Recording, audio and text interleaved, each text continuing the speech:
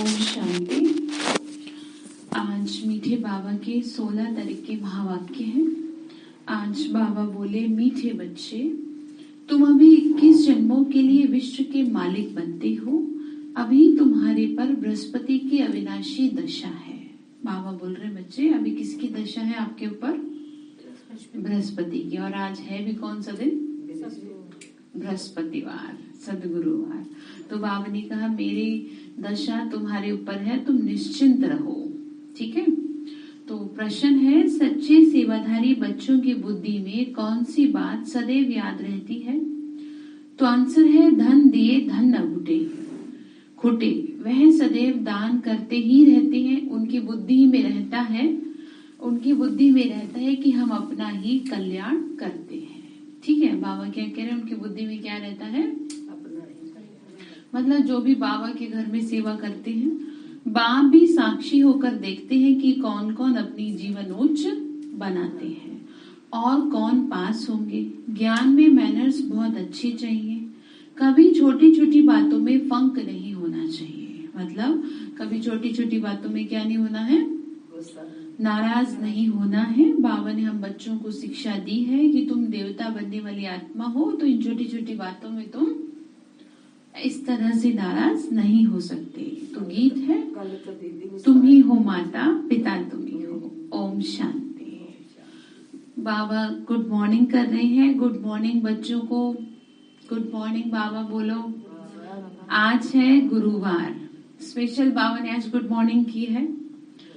तो तुम बच्चों के लिए यह है बृहस्पति डे व बृहस्पतिवार है उत्तम।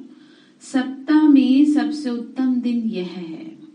बृहस्पति का नाम गाया हुआ है। बृहस्पति की दशा बैठी हुई है। बृहस्पति बाबा फिर से हमको अपना बेहद का सुख का वर्षा दे रहे हैं। बेहद का सन्यास भी करवाते हैं। बेहद का सन्यास समझते हैं ना? कोई चीजों से सन्यास नहीं है हमारा। किससे सन्यास है? विकारों से सन्यास है। जिसे क्या कहेंगे?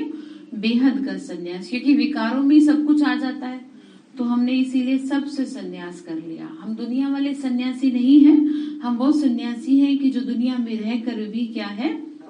सन्यासी कहलाते हैं। तो निर्वृत्ति मार्ग वालों का तो हद का सन्यास है। सबको सन्यास करना है। बाबा कहते हैं, आगे चलकर तुम बहुत ही सुनेंगे। पतित पावन बाप जो गाइड और लिबरेटर है, वह कहते हैं, मैं आया हूँ सबको मुक्ति धाम में वापस ले चलने के लिए। किस लिए आया हूँ मैं? हाँ जी बताओ। वापस ले जाने के लिए आया हूँ। ठीक है। मुक्ति धाम में, क्योंकि मुक्ति में थी आत्मा, सुकून में थी, शांति धाम में। तो अब वापस से वो सुकून ढूंढ रही है, वो मुक्ति ढूंढ रही है। तो बाबा ने कहा, बच्चे मैं ही ले जा पाऊंगा और दूसरा कोई है नहीं जो तुमको ले जा सके। तो भक्ति मार्ग में मुक्ति के लिए पुरुषार्थ करते रहते हैं। भक्ति में कितना समय रहना पड़ता है। जो भक्ति के बाद भक्ति का फल मिले, ये सिवाय तुम्हारे और कोई नहीं जानता। बाबा बोल रहे, बच्चे तुम ही जानते हो कि भक्ति का फल किस तरीके से मिलता है। हमें भक्ति का फल प्राप्त हुआ है ज्ञान। ठीक है। पीछे के जन्म में बहुत भक्ति की, या ये कहो इस जन्म में भक्ति की, तो भगवान मिल गए। तो ये कहीं ना कहीं हमें समझने वाली बातें हैं। दुनिया में लोगों को सिर्फ इतना पता है कि अगर भगवान भक्ति से खुश होगा तो उसकी इच्छा पूरी कर देगा। जैसे कि किसी को धन चाहिए, है ना? किसी को गाड़ी चाहिए, किसी को बंगला चाहिए, किसी को नौकरी चाहिए। तो ये दुनिया में लोग सिर्फ बहुत छोटी सोच तक ही सीमित रखते हैं अपनी बुद्धि को। लेकिन वास्तव में भक्ति का फल होता है यथार्थ ज्ञान। जिसको ज्ञान प्राप्त हो गया उसको सब कुछ प्राप्त हो जाएगा। जैसे कि शास्त्रों में भी वर्णित है, महाभारत युद्ध में भी वर्णित है। जब श्री कृष्ण ने अर्जुन का साथ छोड़ दिया तो वो कैसे असहाय हो गए। तुमको पता चला कि वास्तव में मैं तो कुछ कर ही नहीं रहा था। उपदेश आपके वही हमारे को रास्ता दिखा रहे हैं, है ना? किसको लगा? अर्जुन को। तो बाबा कह रहे हैं कि बच्चे ये तुम ही समझ रहे हो और कोई समझ नहीं पा रहा है। जो भक्ति के बाद भक्ति का फल मिले वो कौन सा फल होता है? वास्तव में वो है ये फल, ये ज्ञान फल। ठीक है। ये सिवाय तुम्हारे नहीं समझता कोई, तो तुम जानते हो पूरे 2500 वर्ष लगते हैं। ये भी ड्रामा में नूंद है, ये बना बनाया खेल है, हर एक को अपना अपना पार्ट बजाना है। सब अपना अपना पार्ट बजा रहे हैं, तुम भी कल्प कल्प यही पार्ट बजाते हो, तो कितनी खुशी की बात है। हमारे ऊपर बृहस्पति की दशा बैठी हुई है, हम 21 जन्मों के लिए स्वर्ग के मालिक बनते हैं। अब हमारी चढ़ती कला है, दुनिया की क्या है, उतरती कला है, हमारी चढ़ती कला है, क्योंकि हमको क्या मिल गया, ज्ञान मिल गया। ज्ञान की वजह से अब हमारी उन्नति होगी, और मनुष्यों को ज्ञान नहीं है, इसीलिए वो अपने जीवन में उनकी जो है रास्ता वो दुर्गति का हो जाएगा। इसीलिए दुनिया में भी कहा जाता है, बिन ज्ञान के जगत में तू प्राणी मोक्ष पाने के काबिल नहीं, तूने की नहीं नेक कमाई, तेरी ना होगी जग में भलाई। ठीक है, इसीलिए ज्ञान होना बहुत जरूरी है। उसके लिए कोई उम्र निर्धारित नहीं की गई है, इसके पीछे कारण है, क्योंकि मरने की कोई उम्र नहीं है। आप समझ रहे हैं, किसी का कोई डिक्लेयर है ये चीज की भाई इसकी उम्र इतनी ही समय में होगी। उल्टा मैंने ये देखा है कि जो जन्म पत्री देखने वाले होते हैं, जैसे कई बहनों ने अपना बताया कि हमारा तो बता रखा था कि इतने समय में तुम्हारी मृत्यु हो जाएगी, तुम्हारे साथ साथ ऐसा होगा, और जबकि हम तो ज्ञान में चलते तो हमारे साथ कुछ भी ऐसा नहीं हुआ। ठीक है, तो ऐसा भी है। तो कहने का मतलब ये है, क्योंकि अब हमारे ऊपर किसकी दशा बैठी है, बृहस्पति की दशा बैठी है, इसीलिए हमारी अब हर दशा सही ट्रैक पे चलेगी, मनुष्यों की नहीं चलेगी, हमारी चलेगी। इसीलिए हमारे बिगड़े ग्रह भी सुधर जाएंगे, समझ रहे आप, क्योंकि ग्रहों को बनाने वाले जब हमारा हो गया, उसी ने हमें अपना लिया, तो फिर कौन हमारी क्या बिगाड़ेगा, कुछ भी नहीं। वो थोड़ा बहुत कर्मों का रहा हुआ हिसाब किताब है, उसके लिए कुछ कहा नहीं जा सकता। तो हमारी कैसी कला है, हमारी चढ़ती कला है। नरक मुर्दाबाद और स्वर्ग जिंदाबाद। ठीक है, सुख दुख का खेल भी तुम बच्चों के लिए है। बाबा कह रहे, बाप कहते हैं बच्ची, ये आदि सनातन देवी देवता धर्म बहुत सुख देने वाला है। मतलब ये जो देवी देवता धर्म है जिसके लिए आपको तैयार कर रहे हैं, इसमें तुमको बहुत सुकून है। अभी तो थोड़ी बहुत मेहनत लग रही है आपको, जैसे जैसे दिन नजदीक आएंगे स्वर्ग के, तब आपको पता चलेगा कि आपको कितनी खुशी रहेगी। आप ऐसे हो जाओगे जैसे फूले नहीं समाते, होता है ना कई बार, इतनी ज्यादा खुशी होती है कि मतलब ऐसा लगता है किससे अपने कैसे इजहार करें अपनी खुशी का। गीत भी ना, अपनी खुशी का किस तरह हम इजहार करें, बड़ा सुंदर गीत है। तो वो कैसे होगा, वो जैसे जैसे समय नजदीक आएगा ना स्वर्ग का, वैसे वैसे चेंज नजर आएगा। बाबा बोल रहे हैं, वह है ही नई दुनिया, वहां खानियां भी नहीं होंगी, जो कुछ वहां पैदाइश होती है सब कुछ नया होगा। पुरानी चीज हो जाने पर सार नहीं रहता। अब यहाँ क्या है, यहाँ कितना भी कुछ हो लेकिन पुराना है सब। तो अब दुनिया में कोई सार नहीं है, अब इस दुनिया में कोई क्या नहीं है, सार नहीं, कुछ अर्थ नहीं रहा अब इस दुनिया का। ठीक है, इसीलिए बाबा ने कहा ये दुनिया बेमतलब की है, इस दुनिया का कोई अर्थ नहीं है, ये यूजलेस है, इसका कुछ भी यूज नहीं है अब, तो इसको डिस्ट्रॉय किया जाएगा। जब कोई चीज का यूज नहीं रहता तो उसको क्या कर देते, खत्म कर देते हैं। ठीक है ना, तो इसीलिए इस दुनिया को भी क्या कर देंगे, अब खत्म कर देंगे, क्योंकि अभी किसी काम की रही नहीं। तो फिर भी बाप है ना, वो तो कहता है कि जब सब बोलेंगे ना कि भगवान अब खत्म करो, तभी करूंगा, नहीं तो मुझे दोष दे रहे भाई तुम ये क्या कर रहे हो। भगवान से लड़ने लग जाए लोग, लोगों का भरोसा कुछ नहीं कहा जा सकता। तो इसलिए क्या है, बाबा ने मुरली में कहा था कि मैं ना तभी करूंगा जब सब कहेंगे कि हे भगवान, सब इकट्ठे होके बोलेंगे कि अब इस दुनिया को क्या कर दो, खत्म कर दो, अब ये संभलने वाली भी नहीं है, क्योंकि पाप बहुत बढ़ गया ना। संभाला तो तब जा सकता है जब चीजें थोड़ी बहुत तो सही हो, आप तो कुछ सही है ही नहीं, तो संभाले कैसे, थोड़ा तो पलटा सही पर हो तो नहीं है कुछ भी। तो इसीलिए अब क्या किया जाएगा, इसको खत्म किया जाएगा, समाप्त किया जाएगा। तो बाबा कहते हैं, बाप को कहते हैं सर्वशक्तिवान। तो क्या शक्ति दिखाते हैं, कुछ तो शक्ति है ही, ऐसे थोड़ी आपको बता रहे हैं। और जब अपनी शक्ति दिखाने पे आएगा तो सबके अड्डे हिलने लगेंगे। अड्डे समझ रहे हैं, सबकी दुकानें जो कहते हैं ना हमारे में कौन है, भगवान है, तो फिर तब बताएंगे असलियत में भगवान है कौन, उसकी शक्ति का भी प्रदर्शन हो नहीं रहा है। उसकी शक्ति का प्रदर्शन अभी गुप्त रूप से है, जो ब्रह्मा कुमारी संस्था के द्वारा हो रहा है। ठीक है, तो गीता में लिखा है कि मेरे कर्म दिव्य और अलौकिक होंगे।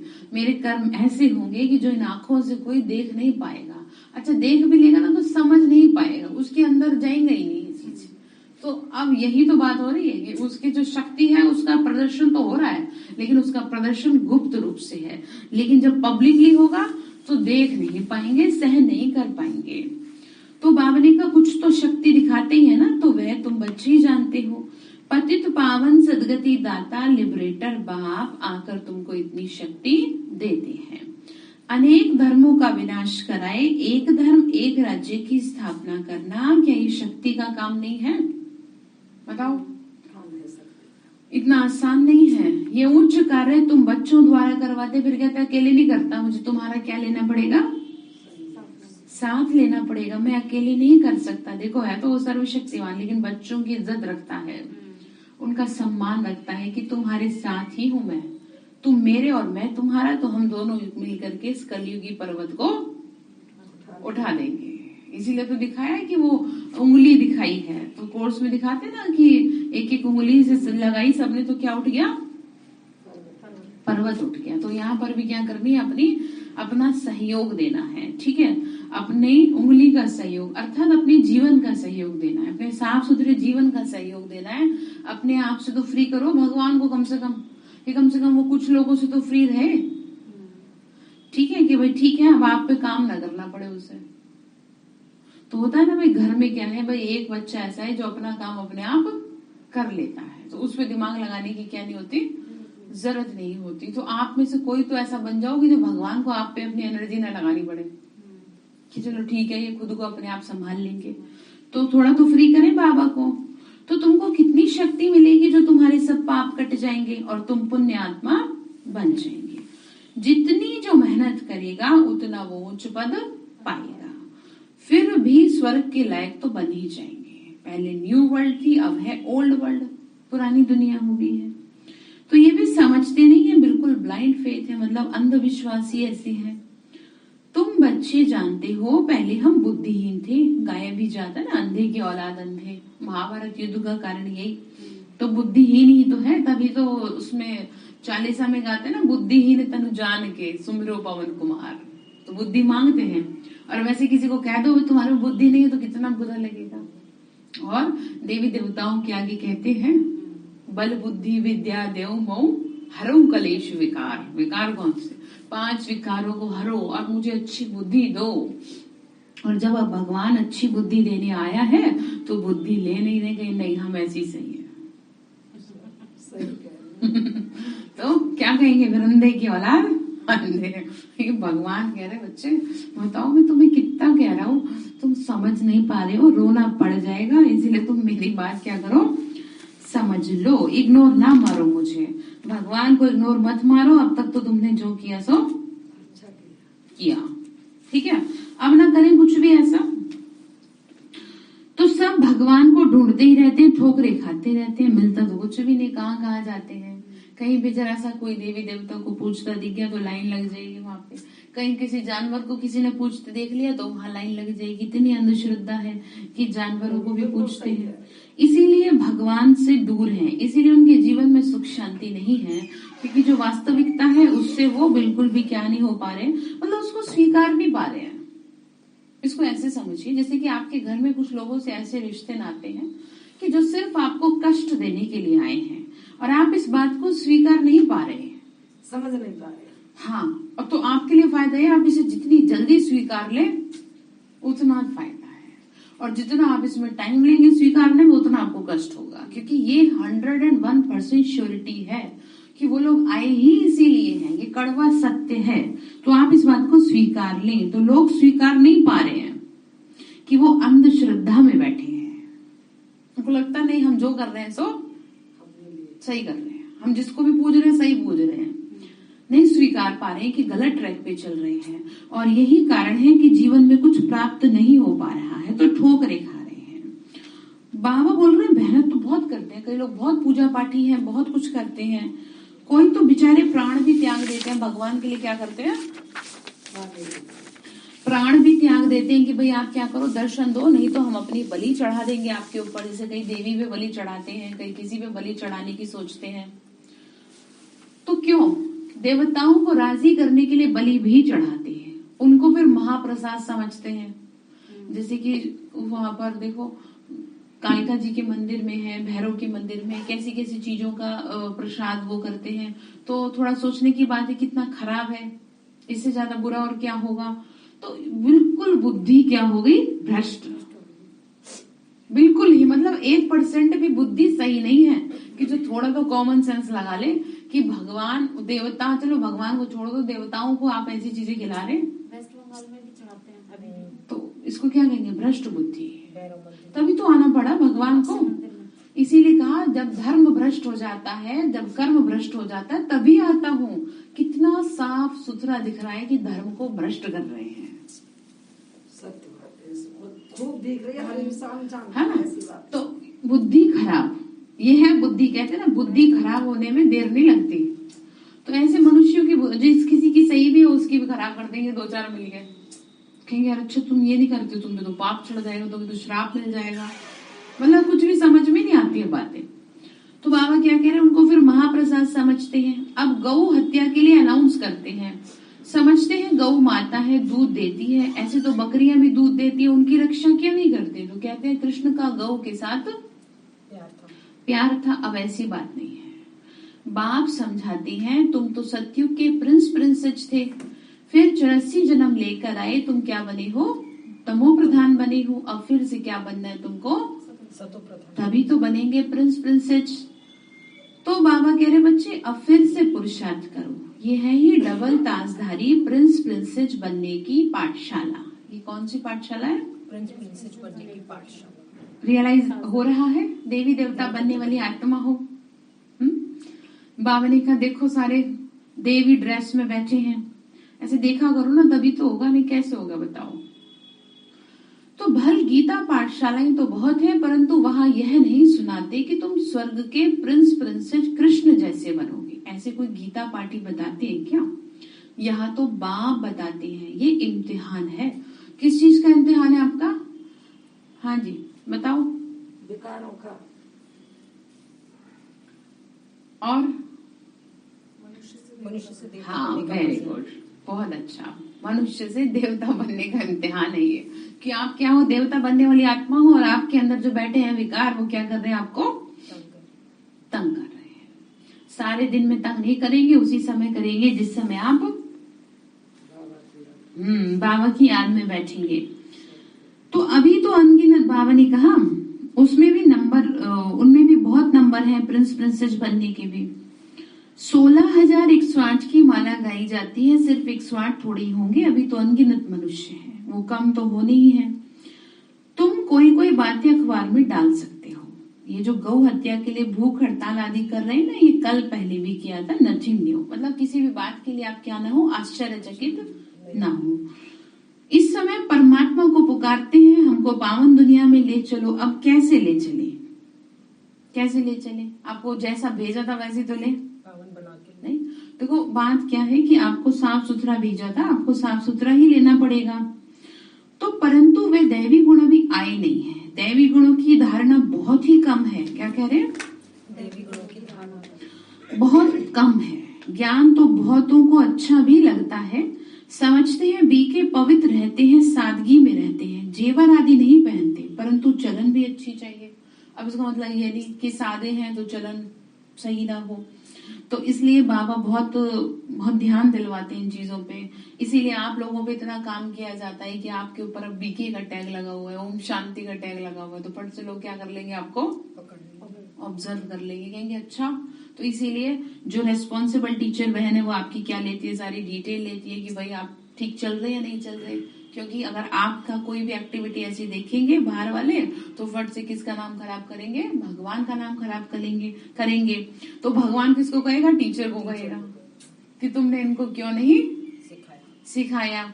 ठीक है ना? हालांकि टीचर तो बाबा ही है, लेकिन निमित्त जो भी बहनें हैं तो उनकी जिम्मेदारी होती है। इसीलिए मधुबन जाने से पहले 6 महीने 1 साल की क्या करवाते हैं उनको?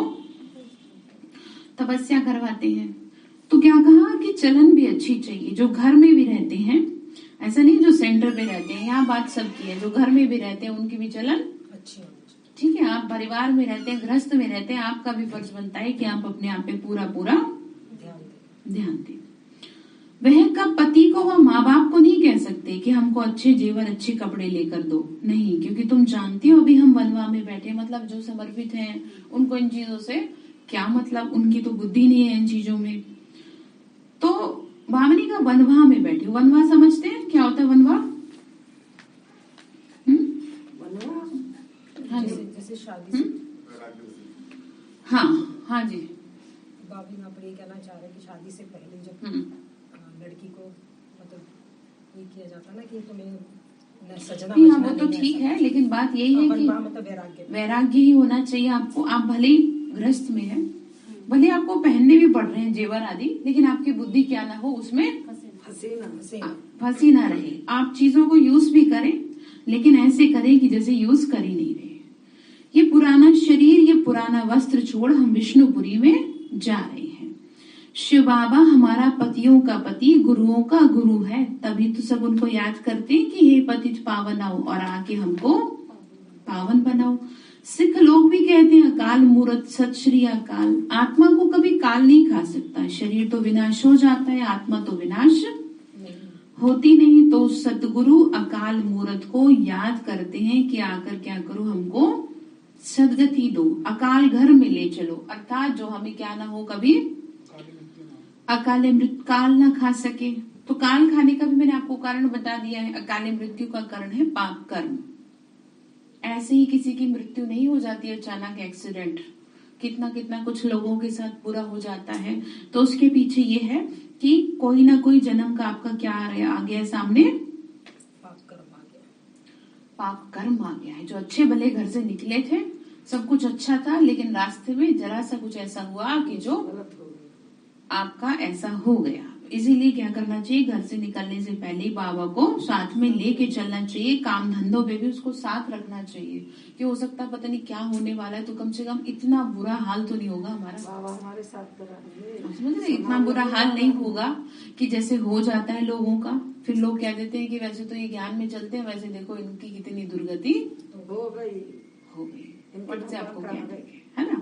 तो इसलिए आपका फर्ज बनता है भगवान का मान रखना, और उसका मान आप ऐसे ही रख सकते हैं कि जब आप अपने घर से निकले तो आप उसको साथ में लेके निकले और साथ ही रखे सारा दिन। और जो बहनें घर से भेजती हैं भाइयों को, है ना, जो भी भाई जो ऑफिस जाने वाले उनको खुशी खुशी भेजे, है ना, उनको प्यार से भेजे, ठीक है। क्योंकि अगर घर से डिस्टर्ब होके जाएगी आत्मा तो डेफिनेटली वो बाहर जाके डिस्टर्ब, और उसके जो पाप का जो वो चढ़ेगा, भार चढ़ेगा, वो किस पे चढ़ेगा, हाँ, जो भेज रही है आत्मा उस पे चढ़ेगा, ठीक है। इसीलिए चाहे आपका मूड खराब भी हो, लेकिन जब कोई घर से निकलता है तो उसके मूड को खराब ना करे, भले ही जहर का घूंट पीना पड़ जाए, क्योंकि वो सारा दिन उस आत्मा ने क्या रहना है, भारी रहना है।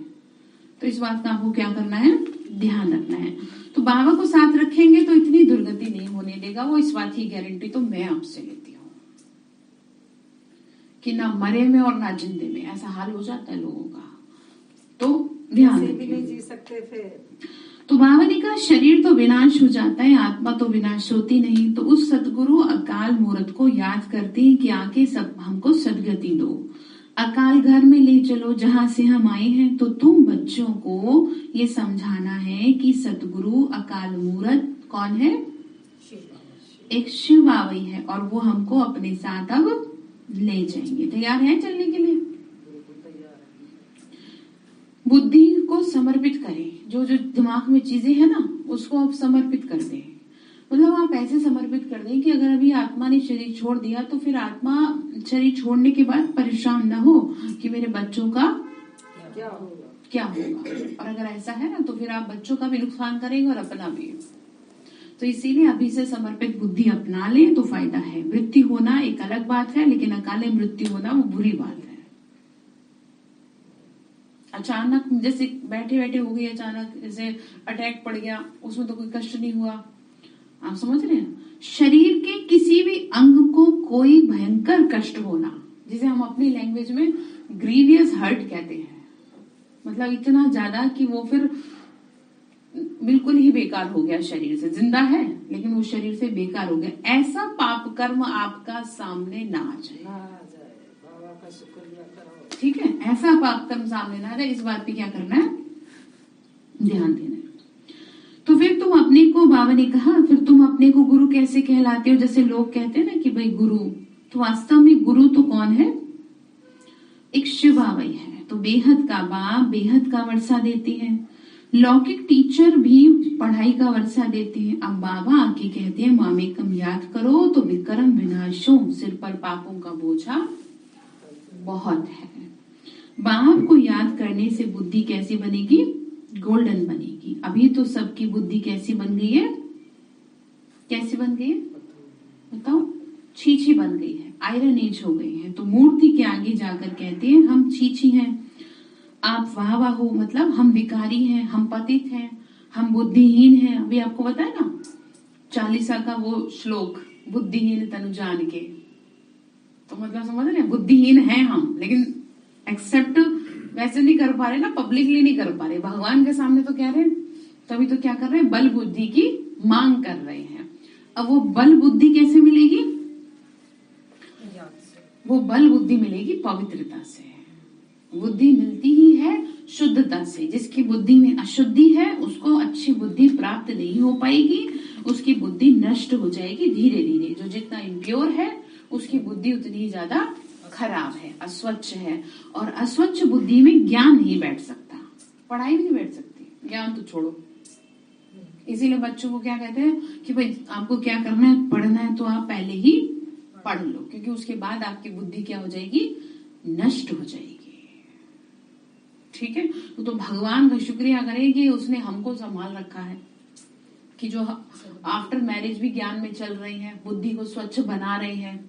उसकी कृपा दृष्टि हमारे पे कुछ ऐसी हो गई कि जो लोग ज्ञान में चल रहे हैं, तो कुछ तो उसका हुआ ही है ना, कुछ उस पर स्पेशल हाथ है उन लोगों का कि जो अपने आप को ठीक रख पा रहे हैं। तो तुम ही पावनोच्च थे, तुम ही पतित बन नीचे आए हो। नाटक ही भारत पर है, 84 जन्मों की कहानी भी तुमसे ही लगती है। जो कृष्ण की राजधानी में पहले आएंगे वही 84 जन्म लेंगे। ये किसी को मालूम नहीं है कि अब स्वर्ग कृष्णपुरी स्थापन हो रही है। क्या कह रहे हैं? अभी स्वर्ग कृष्णपुरी स्थापन मालूम नहीं है, क्लियर कर लिख सकते हो कि योग बल से भारत को हम क्या कर रहे हैं, श्रेष्ठाचारी बना देंगे। बर्थ कंट्रोल के लिए कितना माथा मारते हैं, परंतु ये तो बाप का ही काम है। विनाश के बाद बाकी 9 लाख ही रह जाएंगे, इसमें कोई खर्चा नहीं करते, ना कोई दुआ आदि की बात है। बाबा ने कहा परंतु इस पुरानी दुनिया का विनाश निश्चित है। ये संगम है, गाया भी हुआ है कि ब्रह्मा द्वारा स्थापना जरूर होगी। फिर चाहे कोई कितना ही गवर्नमेंट चाले प्राकृतिक आपदाओं को रोकना, आप समझ रहे कि कई कई ऐसी टेक्नोलॉजी आ गई है कि जो कितने एंगल का भी प्राकृतिक आपदा आ जाए, भूकंप आ जाए, वो फिर भी कहते हैं कि उसको हिला नहीं सकेंगे। लेकिन अभी मुझे ऐसा लगता है कि लोग जाने ही नहीं है कि प्रकृति में ताकत कितनी है, कि वो 1 मिनट में क्या कर दे, सब कुछ भस्मीभूत कर देगी, फिर कुछ नहीं रहेगा। तो क्योंकि हम सर्वशक्तिमान की संतान है, तो उसने हमारे अंदर बहुत ताकत भरी है, हमारा बाल भी बाका नहीं करेगी। 2 दिन पहले आपको सिखाया था ना, अपने घर के वातावरण को खराब ना करें। अगर आपने अपने घर का वातावरण खराब कर दिया तो प्राकृतिक आपदाएं ऐसी जगह, जैसे कहते हैं ना कि जहां पर बीमारी किसी को थोड़ी सी भी लगी होगी, खांसी जुकाम, तो क्या करेगा, दूसरे से उसको जल्दी हो जाएगा कैच। तो ठीक इसी तरीके से ध्यान देना, आपके घर में अगर जरा सी भी नेगेटिविटी है, जरा से भी व्यर्थ के संकल्प है, तो आसपास में जितनी भी नेगेटिविटी है वो सब खींच लेगी अपनी तरफ, चुंबक की तरह खींच लेगी। फिर आपको लगेगा कि मेरे घर में तो अच्छा सा नहीं लग रहा। ठीक है, तो जो जैसा होता है वैसे लोगों को खींचता है। तो ठीक इसी तरीके से प्रकृति में अगर कहीं थोड़ी सी भी नेगेटिविटी है तो वो उतनी ही ज्यादा नेगेटिविटी को खींच लेगी, 1000 लोगों की नेगेटिविटी को खींच लेगी अपने आसपास के, और जो जितना पॉजिटिव है वो फिर पॉजिटिविटी खींचेंगे। तो अब आप देख लो कि आपको अपने घर को कैसा बना। शुगर है, हाँ, डॉक्टर कहता है शुगर ठीक करो, बाकी बीमारियां फिर बाद में देखेंगे, पहले नेगेटिविटी ठीक करो, हाँ, ठीक है, तो आप अपने घर का वातावरण सही रखेंगे। भगवान का घर है वो, ये मत भूलो।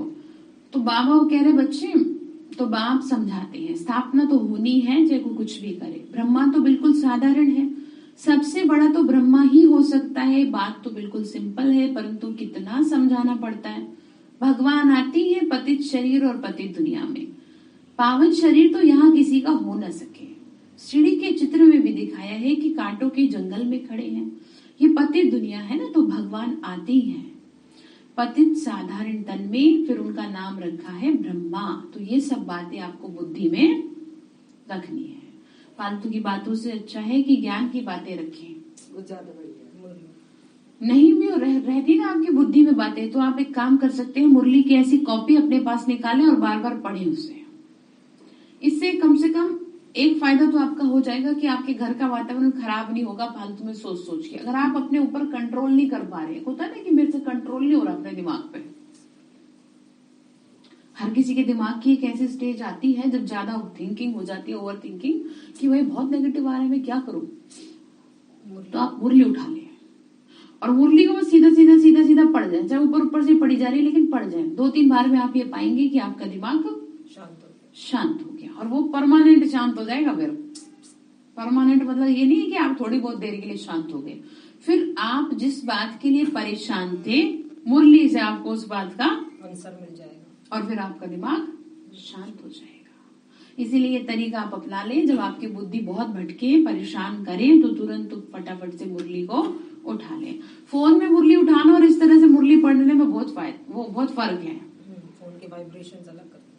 फोन में तो पता नहीं क्या क्या है, कितनी बुद्धि खराब करेंगे। कल कहा था ना, इस डब्बे को क्या कर दो। कई बार होता है कि फोन में देखने मुरली और देखने लग जाता है व्हाट्सएप। हाँ, तो ये तो बीमारी है। करेक्ट है, बहुत बिल्कुल ऐसा तो इसलिए करेंगे ना तपस्या, तो फोन को क्या कर देंगे, बंद कर दो आप फोन को 1 घंटे के लिए।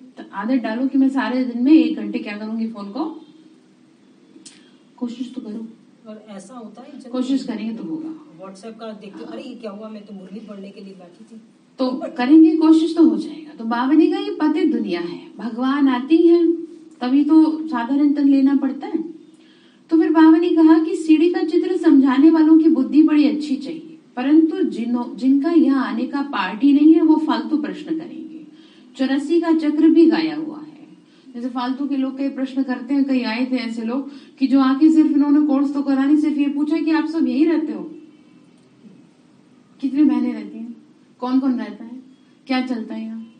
तो ऐसे लोगों को क्या कर दिया जाता है कि आप एक काम करें, आप यहाँ से चले जाइए क्योंकि यहाँ पर आप क्या करने आए हैं, ये तो तहकीकात करने हैं, कोर्स करने आए। नहीं, हम तो ऐसे ही पूछ रहे हैं। तो इस तरह के फालतू के प्रश्न पूछने वालों से आपको बिल्कुल भी बात नहीं करनी चाहिए। कोई भी पूछे, आपसे कोई पूछे भी ना, आप लोग ग्रस्त में रहते हैं कि अच्छा सेंटर पे कितनी बहनें रहती हैं, क्यों रहती हैं, वो किस टाइम क्या करते हैं, आप बोलोगे आप खुद ही जाके पूछ लो। छोटे ठीक है, ये व्यर्थ है, तो वो भी समझने लग गए। ठीक है, इस तरह की व्यर्थ की बातों से आप क्या करें, बचें, क्योंकि पता नहीं आपके मुंह से गलती से क्या निकल जाए और बात का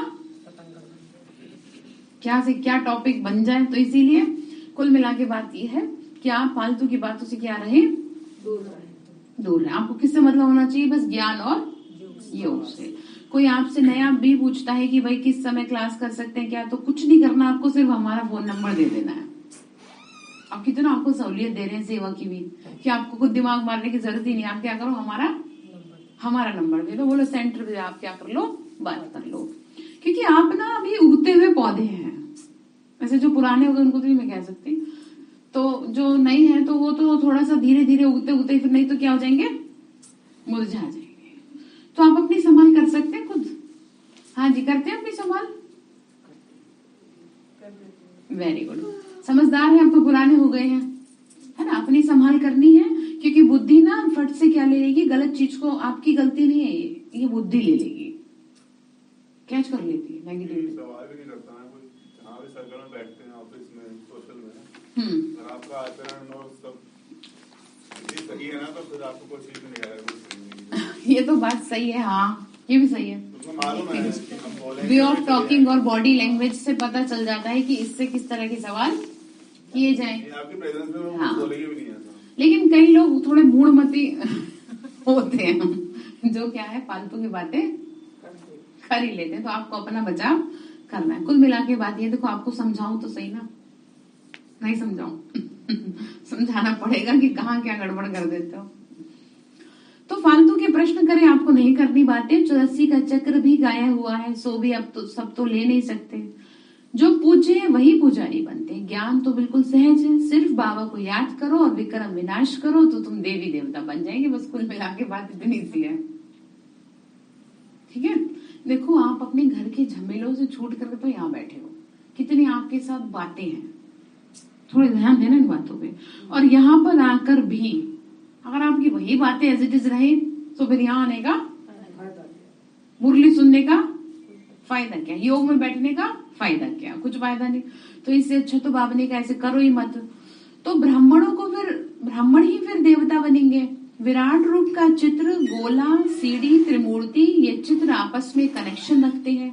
तो बाप कितनी समझाने की युक्ति बताते हैं। कोई तो धारणा करते हैं और कोई एक कान से सुन दूसरे से निकाल डालते थे। तो ऐसे तो कोई नहीं बैठे। हाँ जी, आपका मुखड़ा नहीं दिख रहा। वाणी बहन क्या कह रहे हैं, एक कान से सुन के दूसरे से निकाल देते हैं, ऐसे काम। हाँ बहुत अच्छी बात है, आपसे ऐसे उम्मीद भी नहीं ऐसे लग नहीं रहे हो बच्चे, आप इंटेलिजेंट बच्चे हो बाबा के, ठीक है। पर माया जो है ना कोशिश पूरी करेगी, आप पे वार करेगी और क्या करेगी, आपको हटा देगी। तो एक कान से सुन के दूसरे से है भाई, आप बताओ निकाल देते हो तो इसीलिए निकालना नहीं है, और अगर निकल जाए तो उनको चमाट लगानी। मैं कैसे ऐसे कर सकता हूँ, भगवान मुझे मदद कर रहा है और मैं उसकी बात को साइड कर रहा हूँ, फिर एक दिन वो आपको साइड कर देगा कि मैं पहले उनकी सुनूं जिन्होंने मेरी सुनी है, जो अपने घर के काम धंधे छोड़ के मेरी सुनने बैठे थे। पहले मैं उनकी सुनूं, पहले मैं उनकी करूं। जिनको कुछ काम नहीं था वो आके बैठ गए थे, ठीक है उनको बाद में देखूंगा। इंपॉर्टेंस ऐसी मिलती है, ठीक है। तो तुम बच्चों की बुद्धि में है कि हमारी किंगडम स्थापन हो रही है, तुम हो अब संगम युग पर। संगम का ही गायन है कि आत्मा परमात्मा अलग रहे बहुकाल, पहले ही हम ही पहले सतयुग में आते हैं, बाकी सब शांति धाम में होते हैं। पहले वही आएंगे जो कल पहले आए होंगे, जो अच्छी रीति पढ़ेंगे। जो अच्छी रीति नहीं पढ़ेंगे उनका क्या होगा बताओ जी। जो अच्छी रीति नहीं पढ़ेंगे वो पिछाड़ी में आएंगे। सब हिसाब किताब है, ये बातें सर्विसेबल बच्चों की ही बुद्धि में बैठेंगी। गाया भी जाता है ना, धन दिए धन न खुटे। दान नहीं करते तो गोया पढ़ते नहीं, ज्ञान नहीं सुनाते तो उसका मतलब पढ़ते नहीं है, आप समझा नहीं सकते। चलो कितनी अच्छी बात भाई जी की मुझे याद आ रही कि अपने चरित्र से, अपने कैरेक्टर से, अपने बॉडी लैंग्वेज से सेवा कर रहे हैं। कुछ बोल नहीं रहे तो कोई फालतू बोल भी नहीं सकता।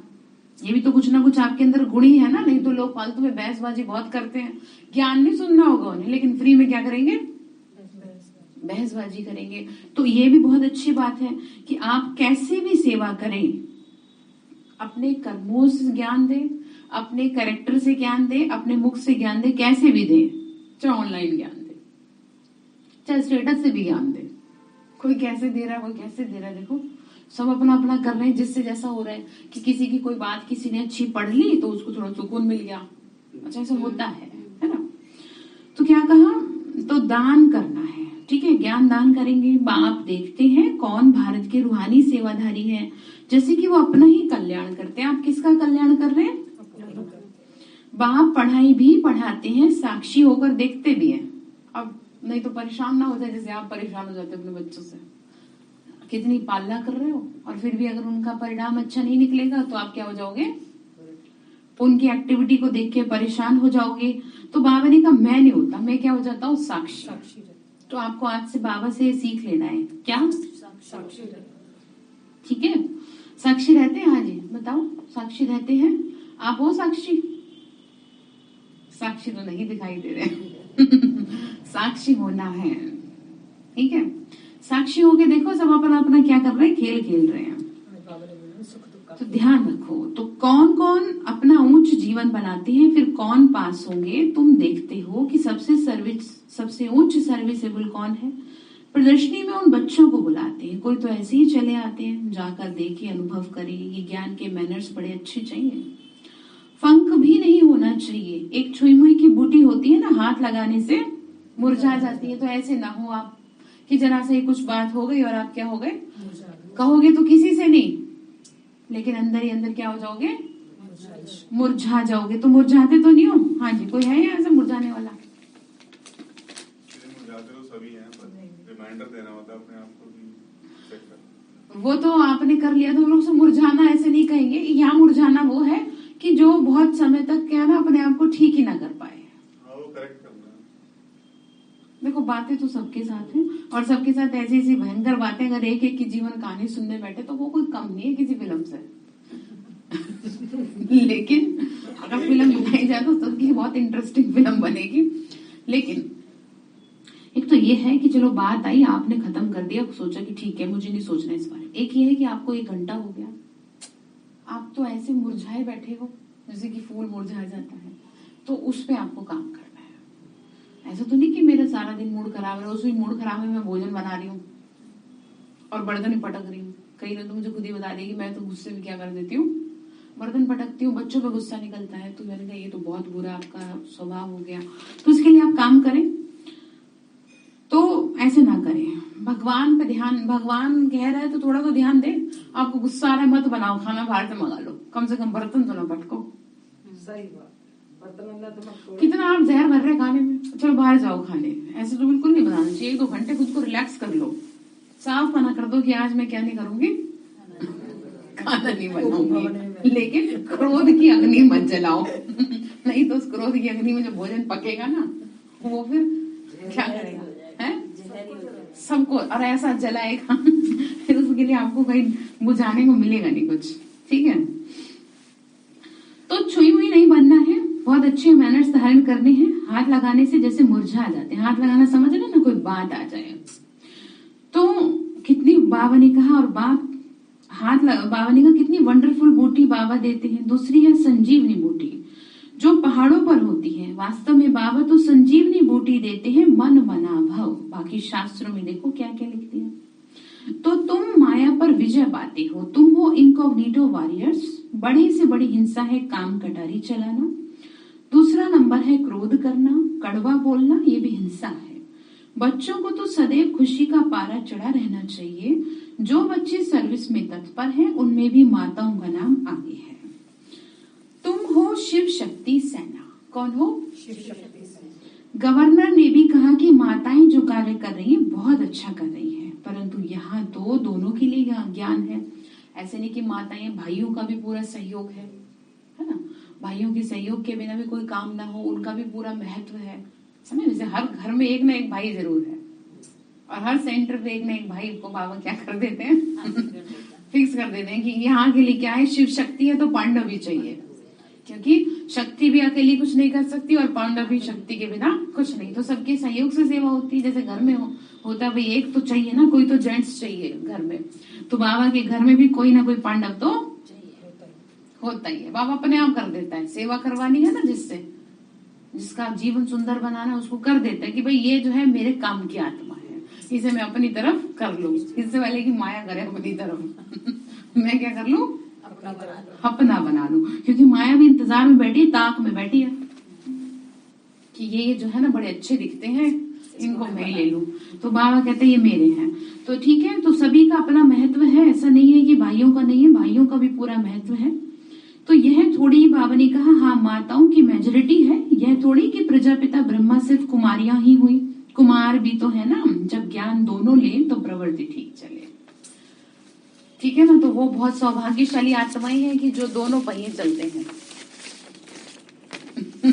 बहुत अच्छे पुण्य कर्म है पीछे के, अब वो सौभाग्य है। ठीक है, कि जो ऐसी आत्माओं को ज्ञान प्राप्त हुआ तो अनेकों के कल्याण के निमित्त वो बनेंगी। मैं कहती हूँ ना, वो चलती हुई भी सेवा करेंगी, साथ चलना भी सेवा है। ठीक है, भले कितना भी आपस में मनमुटाव चले, लेकिन आप दुनिया को तो ये दिखा लो कि हम एक हैं, साथ है। ये दिखाया ना आपने दुनिया को, ये भी सेवा है।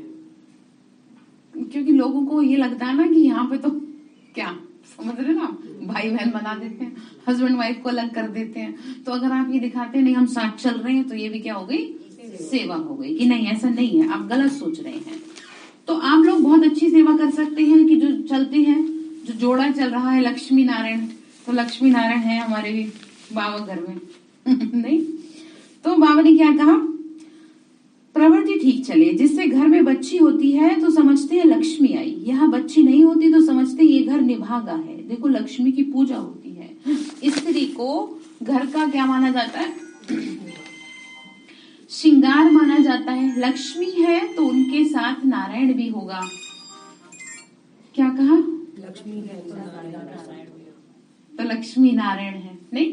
तो आजकल माताओं का बहुत रिगार्ड रखते हैं, सबसे जास्ती रिगार्ड तो बाप ही आके रखते हैं, पहले लक्ष्मी फिर नारायण। आजकल मिस्टर और मिसेस, मॉडर्न जमाना है ना, तो अक्षर निकाल श्री राम रख दिया है। श्री राम से मुझे एक बात याद आई, एक देश ऐसा है जहाँ के नोट है ना, वहाँ श्री राम के उससे चलते हैं, वो राम राज्य लिखा रहता है, उसमें राम की फोटो, मतलब राम 5, राम 6, राम 10, जैसे नोट रहता है ना, 10 का नोट, 5 का नोट।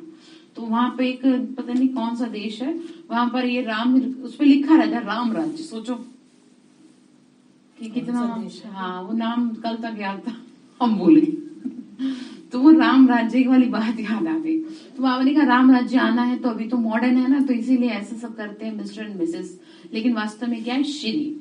ठीक है, तो ये है माया की मत, और कोई खंड में श्री अक्षर नहीं है। श्री क्राइस्ट भी कभी नहीं कहेंगे, श्रीमत है एक भगवान की, जो श्रीमत से आके श्रेष्ठाचारी बनाती है।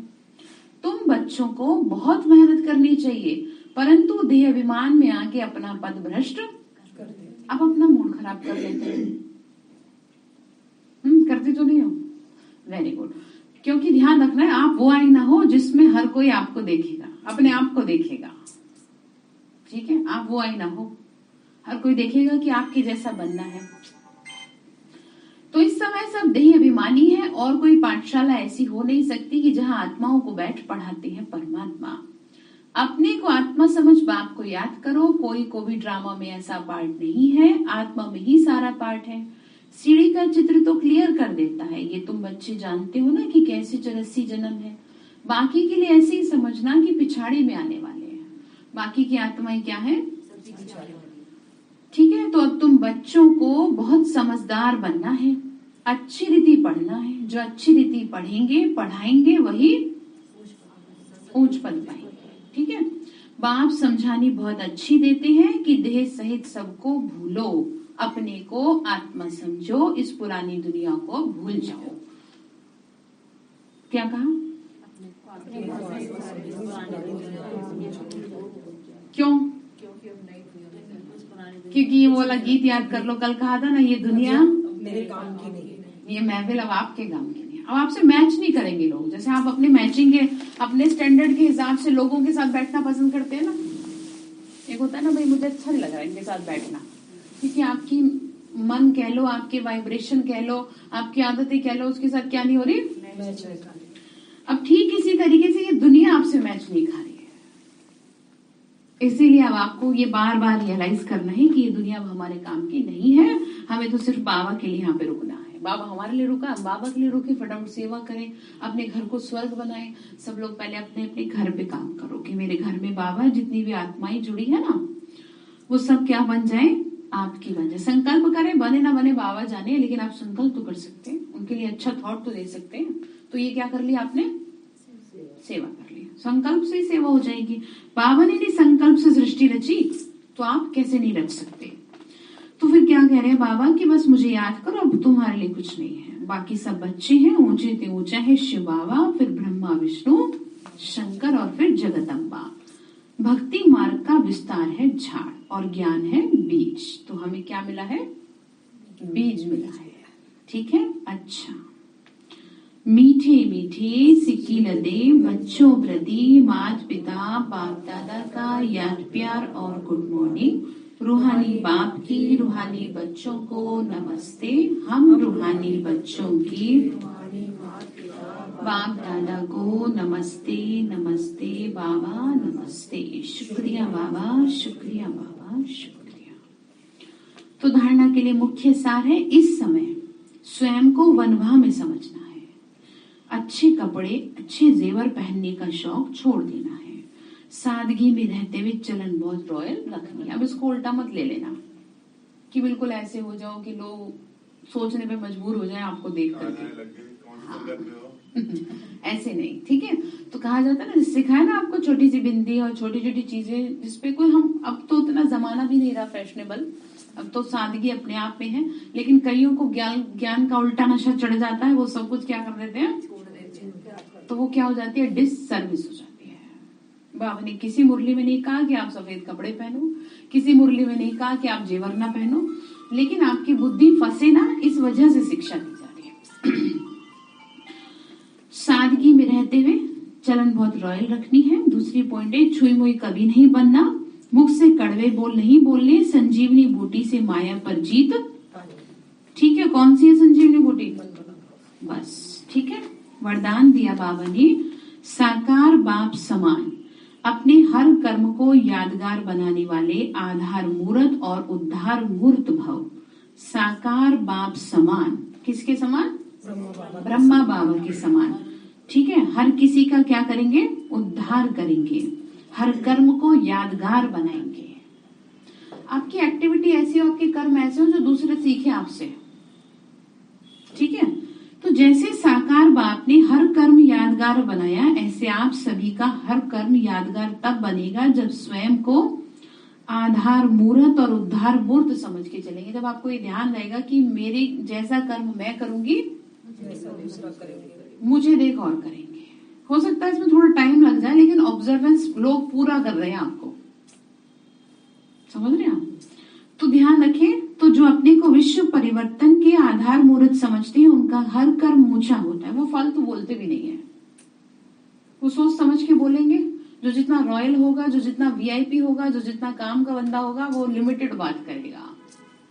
तो इसीलिए आप ध्यान रखो, जो जितना सक्सेसफुल होगा और जो कुछ नहीं होगा, वो फालतू की बातें करेगा, एक एक बात की जड़ तक जाएगा, क्योंकि उसके पास टाइम ही टाइम है। और जो सक्सेसफुल है उसके पास फालतू का टाइम ही नहीं, उसका एक एक मिनट क्या है।